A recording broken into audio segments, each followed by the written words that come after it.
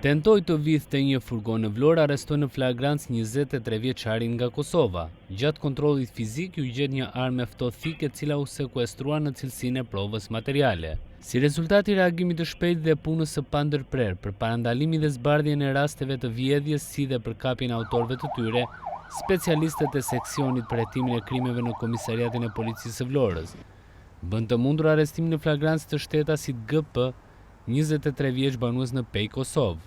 Ky shtetas u kap në datën 10/3/2026, rreth orëve të para të mëngjesit në lagjen 24 maj në momenti që po tentonte të vidhte një automjet tip furgon. Ndërhyrja e menjëhershme e shërbimeve të policisë bëri të mundur kapjen e tij në flagrancë dhe parandalimin e vjedhjes. Gjatë kontrollit personal, shërbimet e policisë u gjetën dhe i sekuestruan në cilësinë e provës materiale një mjet prerëstik.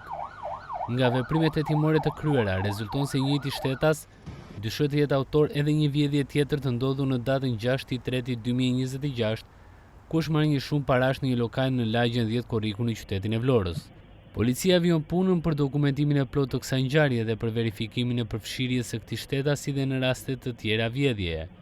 Materialet procedurale ju referuan prokurorisë së Vlorës për veprime penale, vjedhja dhe mbajtja pa leje e armëve të ftohta.